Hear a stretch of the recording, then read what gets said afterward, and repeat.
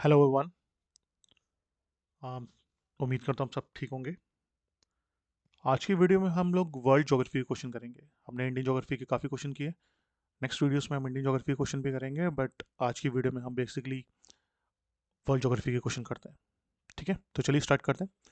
तो सबसे पहला क्वेश्चन रहेगा, which is the outer most layer of the अर्थ। कि अर्थ की आउटर मोस्ट लेयर कौन सी है। देखो आपके सामने डायग्राम है, हमें पता है जो अर्थ की आउटर मोस्ट लेयर होती है, ये टॉप वाली जो ब्लू कलर में आपको दिख रही है, इसे हम कहते हैं क्रस्ट। सो राइट आंसर क्या रहेगा? क्रस्ट। राइट। सबसे ऊपर वाली क्रस्ट होती है अपर क्रस्ट, फिर नीचे लोअर क्रस्ट, और नीचे आपको एस्थीनोस्फेयर दिखेगा। फिर अगर सेकंड लेयर की बात करते हैं तो मेंटल कहते हैं, जो सेमी मोल्टन स्टेट में होता है। और जब बिल्कुल डीप में जाएंगे अर्थ के, तो आपको यहाँ पे कोर दिखेगा। Next question, the thickness of the earth crust is maximum under. कह रहा जो अर्थ की जो थिकनेस होती है, सॉरी जो क्रस्ट की थिकनेस होती है, मैक्सिमम कहाँ होती है। अब मान लो आपके पास ये एरिया है, यहाँ पे आपको माउंटेन है कोई आपके पास, तो माउंटेन वाले एरिया में मैक्सिमम थिकनेस होगी, क्योंकि यहाँ से लेके ये जो अर्थ का बेस है यहाँ तक होगा ना ये। तो ये माउंटेन्स वाले एरिया जो होते हैं वहाँ पे क्रस्ट की थिकनेस मैक्सिमम होती है। और इंपॉर्टेंट क्वेश्चन है, काफी एग्जाम में पूछा भी गया है। सबसे कम कहाँ पे होगी?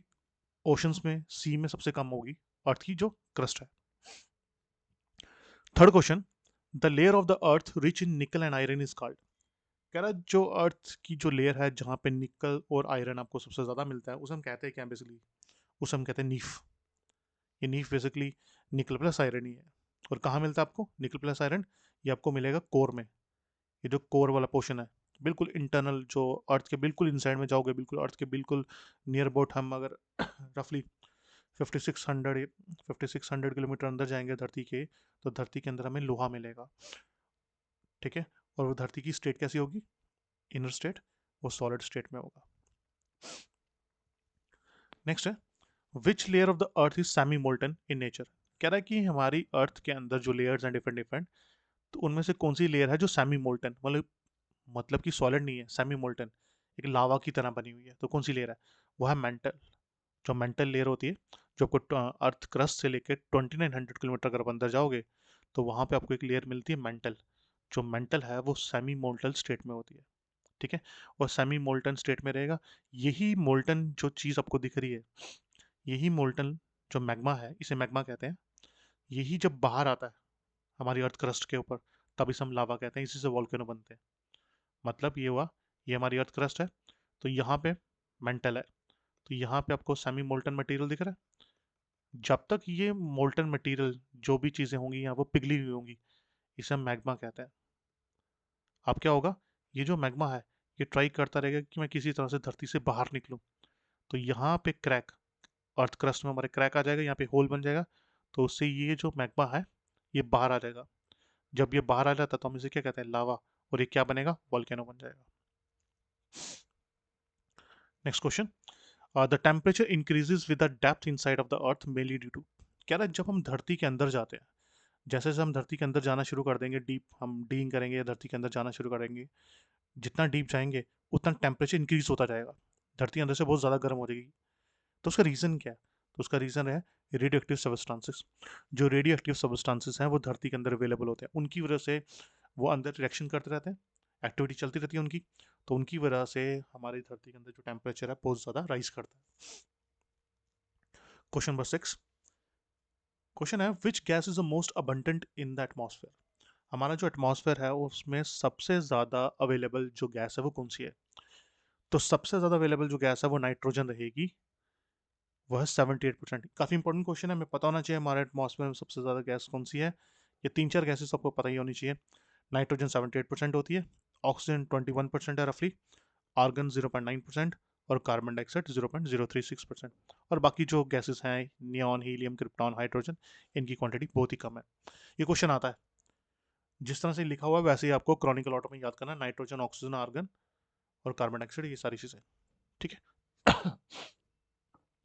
Question number 7, weather phenomena occurs mainly in which layer.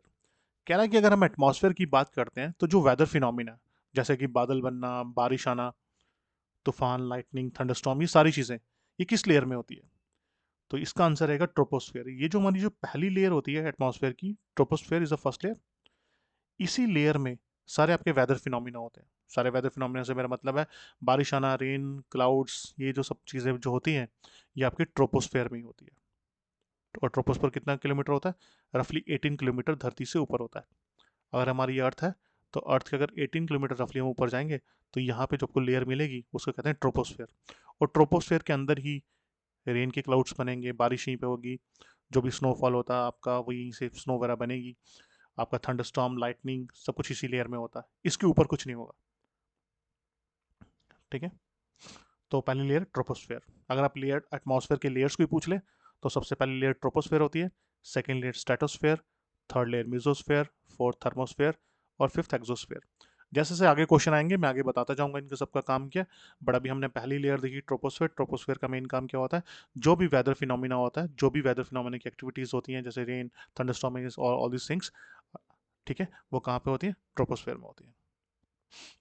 Next question है, the ozone layer is found in which layer? Ozone layer आपको एटमॉस्फेयर किस लेयर में मिलता है? काफी इंपॉर्टेंट क्वेश्चन है। आपको ओजोन लेयर मिलती है स्ट्रेटोस्फेयर में।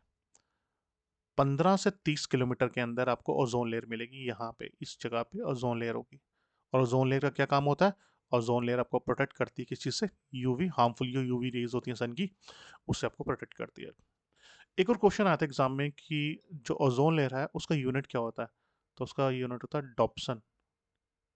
इसका यूनिट याद रखना, इसको डॉप्सन यूनिट होता है ओजोन लेयर का। चलिए नेक्स्ट करते हैं। Question number 9, which layer protects earth from harmful UV rays, harmful ultraviolet rays? जैसे मैंने अभी बताया आपको कि यह है स्ट्रेटोस्फेयर। जो सेकंड लेयर है स्ट्रेटोस्फेयर, ये आपको प्रोटेक्ट करती है हार्मफुल रेडिएशन से। ठीक है, चलिए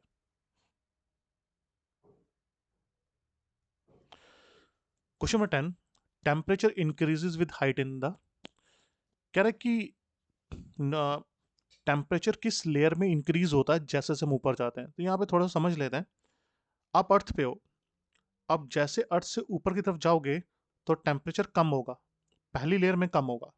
ठीक है, फिर जब दूसरी लेयर में एंटर करोगे स्ट्रेटोस्फेयर, यहाँ टेम्परेचर बढ़ना शुरू हो जाता है। क्यों बढ़ना शुरू होता है? क्योंकि यहाँ पे यूवी रेज है, यूवी रेज, सॉरी यहाँ पे ओजोन लेयर है, ओजोन लेयर यूवी रेज को ट्रैप करेगा तो यहाँ पे हीट ज़्यादा होती है। तो स्ट्रेटोस्फेयर में क्या होगा, जैसे जैसे ऊपर जाओगे तो वहाँ टेम्परेचर बढ़ना शुरू हो जाता है। पहली लेयर में टेम्परेचर कम होगा, दूसरी लेयर में जब आप पहुंचोगे फिर से टेम्परेचर बढ़ना शुरू हो जाएगा। थर्ड लेयर में जब आप एंटर करोगे मीजोस्फेयर में, वहां टेम्परेचर कम हो जाएगा। ये सबसे ठंडी लेयर है, यहाँ पे -100 डिग्री टेम्परेचर होता है। फिर जब थर्मोस्फेयर में पहुंचोगे फिर से टेम्परेचर बढ़ना शुरू हो जाएगा। फिर एक्सोस्फेयर में, वहां पे टेम्परेचर का ज़्यादा आपको असर होगा नहीं, टेम्परेचर वहाँ पे गर्म होगा, पर एक्सोस्फेयर में गैसेस अवेलेबल नहीं होती, इससे ज़्यादा टेम्परेचर का आपको पता नहीं लगता। बट ये स्टार्टिंग में ये चीज़ें याद रखना कि ट्रोपोस्फेयर में टेम्परेचर कम होता है, जैसे जैसे हाइट बढ़ती है टेम्परेचर कम होगा। कितना कम होगा? 6.5 डिग्री सेल्सियस जो है पर किलोमीटर। 1 किलोमीटर जाओगे तो 6.5 डिग्री टेम्परेचर कम हो जाता है, कम हो जाता है। पर स्ट्रेटोस्फेयर में जाओगे तो बढ़ जाएगा। नेक्स्ट क्वेश्चन, कह रहा विंड्स ऑलवेज ब्लो फ्रॉम, अब विंड्स की बात करते हैं। देखो जो विंड्स होती है, विंड्स बेसिकली क्या होती है? हवाएं होती हैं। और विंड्स ब्लो करती हैं high pressure to low pressure, low pressure area, याद रखना, high pressure to low pressure area. तो यहाँ पे आंसर रहेगा B, winds always blow from high pressure to low pressure area. अगर किसी को डाउट है कि विंड्स क्या होती हैं, कैसे ब्लो करती हैं, लो प्रेशर हाई प्रेशर क्या होता है, तो प्लीज कमेंट बॉक्स में लिखना, हम इसके लिए सेपरेट वीडियो बना देंगे। Question number 12, trade winds blow from. अब विंड्स की टाइप्स होती हैं, कुछ परमानेंट विंड्स होती हैं, कुछ सीजनल विंड्स होती हैं। तो वहाँ पे एक विंड होती है परमानेंट विंड्स के अंदर, एक विंड होती है ट्रेड विंड्स जिसे हम ईस्टर्ली भी कहते हैं। तो ईस्टर्ली विंड्स जो हैं, ये वाली जो विंड्स है ईस्टर्ली कहते हैं। तो इनका पूछा गया क्या था, ट्रेड विंड्स ब्लो फ्रॉम कहाँ से कहाँ ब्लो करती हैं? तो ये ब्लो करती हैं सब ट्रॉपिकल हाई प्रेशर से इक्वेटोरियल लो। तो उसका आंसर रहेगा सी, काफ़ी इंपॉर्टेंट है ये। यहाँ पे देख लो ये वाली विंड से ये बात हो रही है, subtropical high high pressure से लेके ये जा रही है सब ट्रॉपिकल लो प्रेशर की तरफ। और इन विंड को हॉर्स लैटिट्यूड्स भी कहते हैं, इन्हें हम लोग ईस्टर्ली भी कहते हैं। ठीक है, subtropical high pressure to equatorial lows. Next wind है वेस्टर्लीज।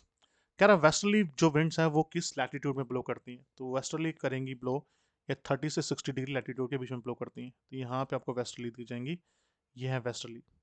कई बार क्वेश्चन आ जाता है कि भाई जो वेस्टर्ली विंड्स हैं वो कहाँ ब्लो करती हैं, उसका लैटिट्यूड बताइए, या वेस्टर्ली विंड्स कहाँ से कहाँ तक ब्लो करती हैं। तो यहाँ पे आप देख पाओगे, जैसे मैंने बताया विंड्स हमेशा high pressure to low pressure ही ब्लो करेंगी। तो यहाँ पे आपको दिख रहा होगा सब ट्रॉपिकल हाई प्रेशर से लेके सब पोलर लो प्रेशर बेल्ट तक जाएंगी। लैटिट्यूड पूछ लेगा तो आप 30 से 60 बोल दोगे, और अदरवाइज सब ट्रॉपिकल हाई प्रेशर बेल्ट से लेके सब पोलर लो प्रेशर बेल्ट तक जाएंगे। इसे वेस्टर्लीज कहते हैं। अच्छा, एक वेस्टर्ली से याद है एक और क्वेश्चन बन सकता है। अभी अपने पंजाब में देखा होगा कि हमारे यहाँ पे पंजाब दिल्ली ये जो हमारा नॉर्थ इंडिया है, यहाँ पे कुछ दिन पहले लोहड़ी की बाद ही सडनली क्या हुआ, गर्मी स्टार्ट होगी। तो उसका रीज़न क्या था? बेसिकली क्या है, यहाँ पे वेस्टर्न डिस्टर्बेंसेस होती हैं। Western western disturbances, western disturbance ले लो, ये बेसिकली वेस्टर्न डिस्टर्बेंस या वेस्टर्ली विंड्स ले लो, ये हवाएं होती हैं। ये इस तरह से आती हैं यूरोप वाली तरफ से या फिर मेडिटेरेनियन सी की तरफ से। तो ये आना बंद हो गई थी। ये इंडिया में भी आती हैं, इंडिया में आएंगी ठंडी हवाएं आएंगी, तो हमारे यहाँ ठंड होती है, बट ये बीच में रुक गई थी ड्यू टू वेरियस रीजन। वो रीजन अभी हमारे लिए इंपॉर्टेंट नहीं है, वो आना बंद हो गई थी। तो दैट्स द रीजन यहाँ पे गर्मी हो गई थी। अब ये फिर से आना शुरू हो गई है, तो अभी क्या, अब फिर से ठंड होगी। तो अगर आपसे पूछ ले कि भाई जो जनवरी जैन या फेब के महीने में नॉर्थ इंडिया में जो बारिश होती है उसका रीज़न क्या है, तो उसका आंसर है वेस्टर्न डिस्टर्बेंसेस। ये याद रखना, वेस्टर्न डिस्टर्बेंसेस, हिंदी में कहते हैं पश्चिमी गड़बड़ी। तो मेडिटेरेनियन सी जो अफ्रीका के ऊपर और यूरोप के नीचे, फ्रांस के नीचे जो इटली के पास वाली जो एरिया है मेडिटेरेनियन सी, वहाँ पे हवाएं चलती हैं, वो हवाएं इंडिया में एंटर करती हैं। ठीक है, तो उनकी वजह से हमारे नॉर्थ इंडिया में, खासकर नॉर्थ इंडिया में ही सर्दियों के टाइम पे जनवरी फरवरी के महीने में बारिश होती है। उसे वेस्टर्न डिस्टर्बेंस कहते हैं। याद रखना, इंपॉर्टेंट क्वेश्चन है ये। Next question number 14।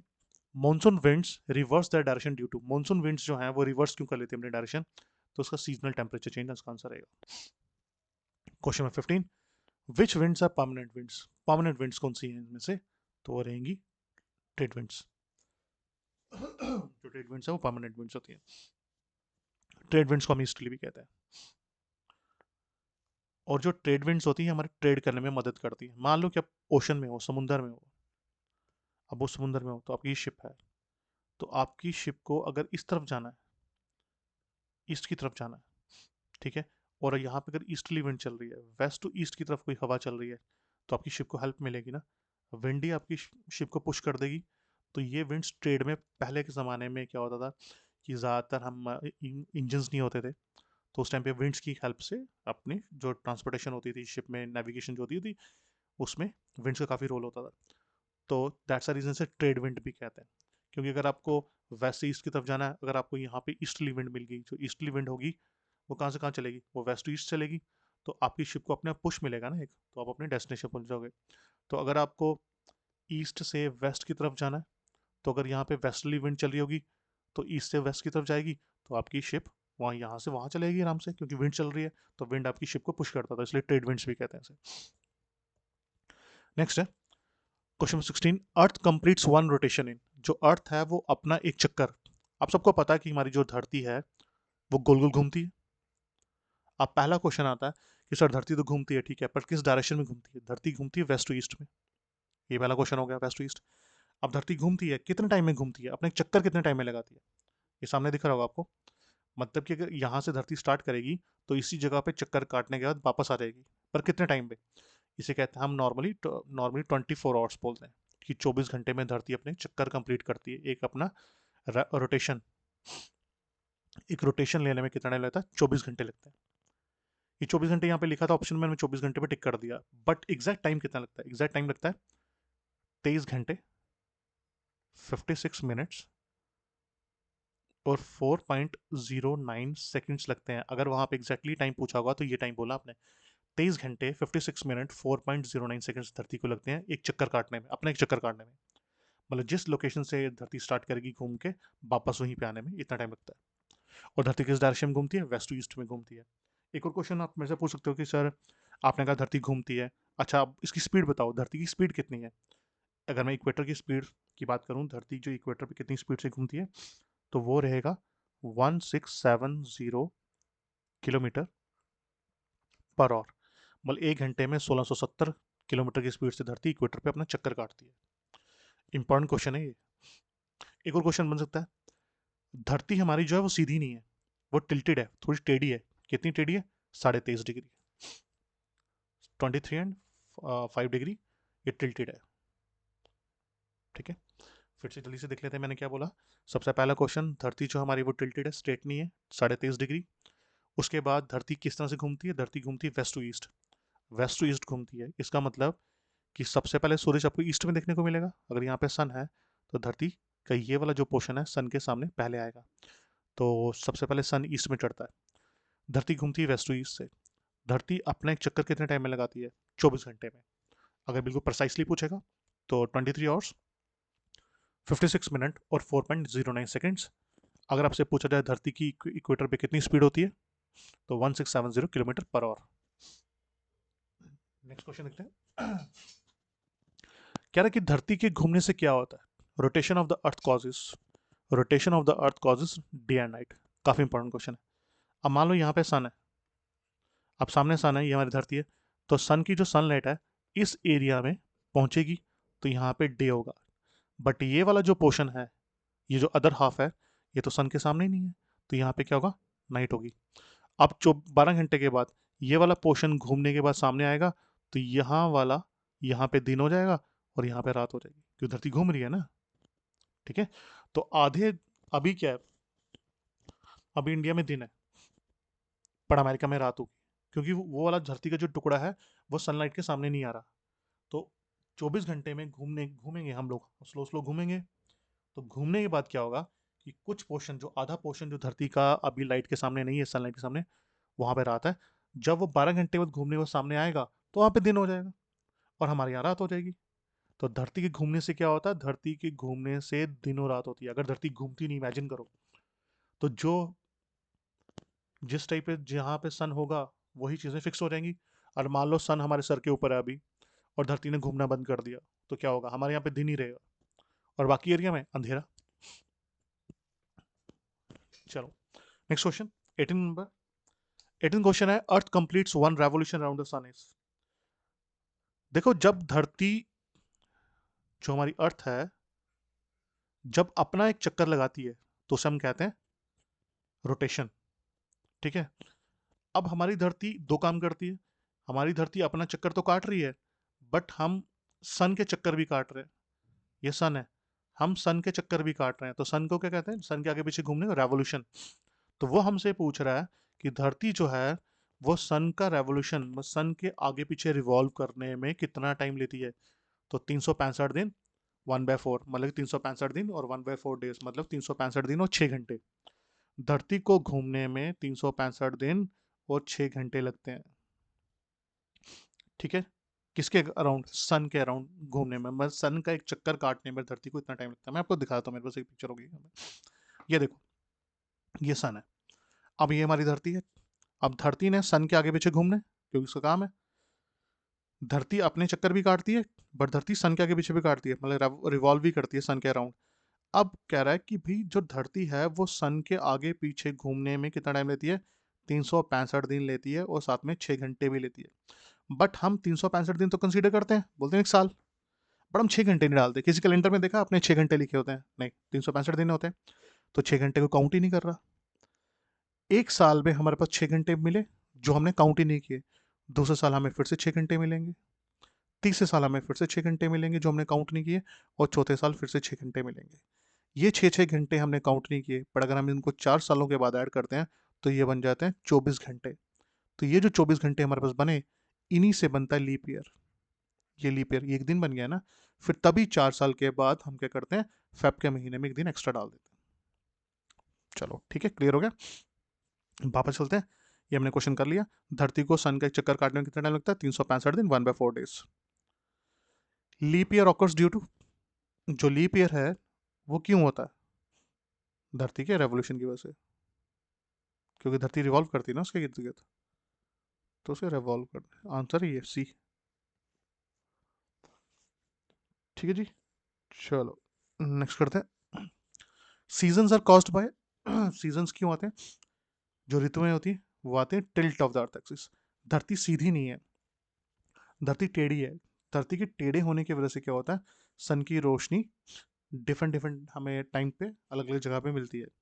कभी सन की रोशनी, देखो मान लो ये हमारी धरती है, अब धरती सन के सामने है, तो यहाँ पे सनलाइट स्ट्रेट मिल रही है। अगर सीधी रोशनी पड़ेगी तो यहाँ पे क्या होगा, समर हो जाएगा। पर समटाइम्स क्या होता है, हमारी जो धरती है वो सन से दूर होती है। जब धरती सन से दूर होगी तो क्या होगा, विंटर आ जाएगा। एज अ सीजन चेंज होते हैं। तो इट्स आंसर है सी। नेक्स्ट क्वेश्चन, आप टाइड्स की बात करते हैं। कहता है कि tides are caused mainly due to the gravitational pull of. देखो टाइड्स बेसिकली क्या होते हैं, टाइड्स को हिंदी में ज्वार भाटा कहते हैं। इसमें क्या होता है, जो वाटर लेवल है ओशंस में, जो समुद्र में जो वाटर लेवल है, कभी वो राइज कर जाता है और कभी वो कम हो जाता है। तो ओशन समुंदर्स की बात करें या महासागर की बात करें, उनका वाटर लेवल जो होता है कभी ज़्यादा होता है कभी कम होता है। उसका रीज़न क्या है, उसका रीज़न होता है टाइड्स। अब क्वेश्चन है कि टाइड्स क्यों आती है। तो टाइड्स आती हैं ग्रेविटेशनल पुल ऑफ मून और सन। जो सन और मून है वो हमारे पृथ्वी में जो पानी है, धरती पे जो पानी है, उसे खींचते हैं। उसे खींचने की वजह से धरती पर टाइड्स आती हैं। Question number 22, the highest tide is known है, जो सबसे ऊंची टाइड होती है उसे क्या कहते हैं, उसे कहते हैं स्प्रिंग टाइड। नीप टाइड ऑकर ड्यूरिंग, कह रहा है नीप टाइड जो है वो कब आती है, वो आती है फर्स्ट और थर्ड क्वार्टर में। Question number 24, spring tides occur when. अब हमने बात की कि टाइड्स तो हमने दो तरह की देखी, स्प्रिंग टाइड और नीप टाइड। कहता है स्प्रिंग टाइड कब आती है। स्प्रिंग टाइड आती है जब सन और मून आर राइट एंगल। जब सन और मून राइट एंगल पे होंगे तब आपको स्प्रिंग टाइड आएगी।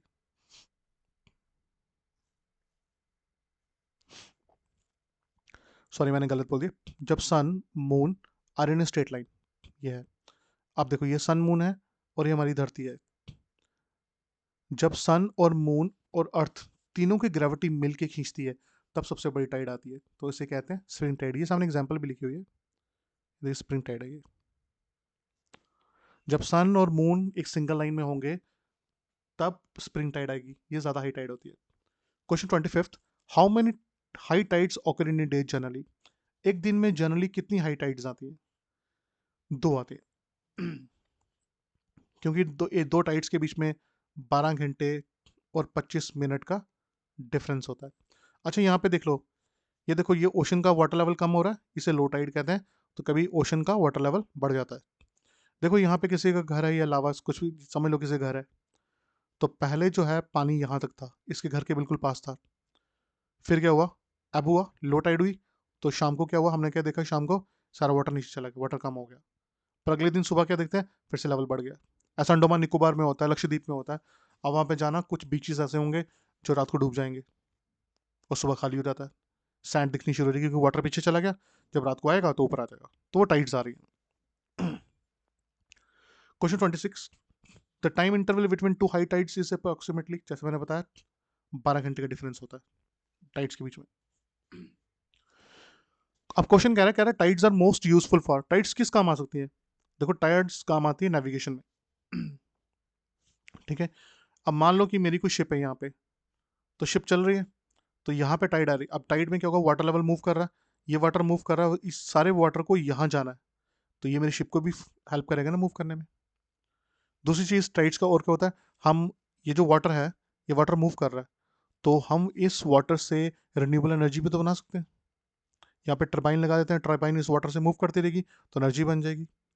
और तीसरा जो सबसे ज़्यादा फायदा होता है टाइड्स का, वो ये होता है कि यहाँ पे जो माइक्रो न्यूट्रिएंट्स हैं, मान लो ये समुद्र में, अमेरिका में कोई समुद्र में न्यूट्रिएंट्स हैं या फिर वहाँ पे गर्म पानी है, तो वो टाइड्स की वजह से, वो टाइड्स की वजह से या ओशन करंट्स, कंसेप्ट होता है ओशन करंट्स का भी, तो वाटर मूव करता है, तो वो वाटर मूव करके यहाँ पे आ सकता है।